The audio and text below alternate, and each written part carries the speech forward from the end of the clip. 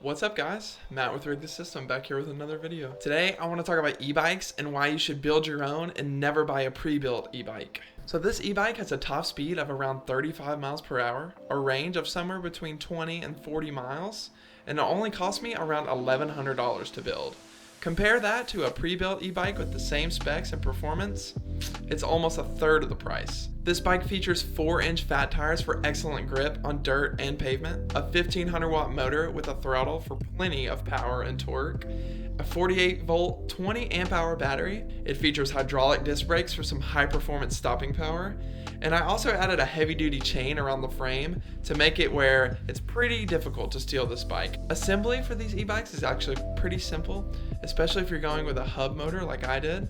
You just make sure your hub motor axle is going to fit the dropouts on the rear of your frame. You drop it in, you secure it with a couple bolts, you make sure your battery and controller and motor are all connected together the right way, which is also pretty easy because the wires themselves are usually color coded. And then there you go. You have a functioning e-bike. It's very simple. It can be done in just a few hours, especially if you've already had a little bit of mechanical experience before. Now, $1,100 might seem like a lot of money, but like I said earlier, if you compare that to what the cost of a pre-built e-bike with the same specs, meaning another e-bike that can go 35 miles per hour for 20 to 40 miles, it's going to be way cheaper. For instance, a very popular e-bike in my area is the Rad Runner. It's basically your standard e-bike, 750 watts.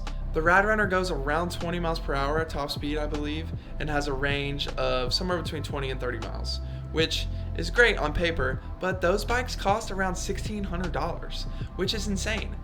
My bike is $500 cheaper, goes almost twice as fast, and has more range. You be the judge. So when you compare these two bikes on paper, there's obviously a pretty big difference, and the performance advantage definitely goes to the DIY e-bike, but specs on paper don't always match up to what real life is like. So let's go ahead and take this out to the street and compare my DIY e-bike to a friend of mine's Rad Runner, which is pretty much the most popular e-bike on the market right now. Now bear with me here, this is a really old GoPro, a GoPro Hero 3, so the footage is not going to be very good, but it should give you guys an idea of the performance difference between these two bikes.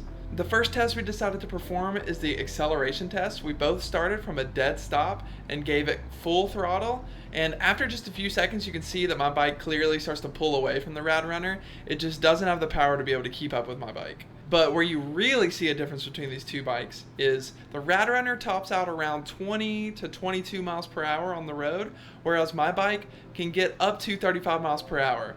Now, in my top speed testing, I was only able to reach 33 miles per hour, but my battery was at 50%, so there's a little bit of battery sag there. That's to be expected. It's not a big deal, but on a perfect day, no wind, full battery, I've been able to hit 35 miles per hour on this bike. So I hope I've been able to give you guys an idea of the differences between DIY and pre-built e-bikes. Just wanted to demonstrate that with a little bit of effort, a little bit of work assembling your own bike, you can get a lot more performance for the same price tag.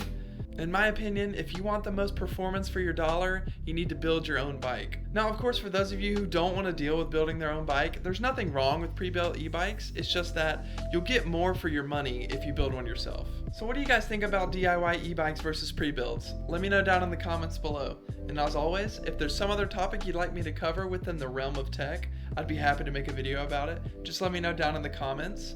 I hope you guys enjoy this one, and maybe I'll see you in the bike lane. Have a good one, guys.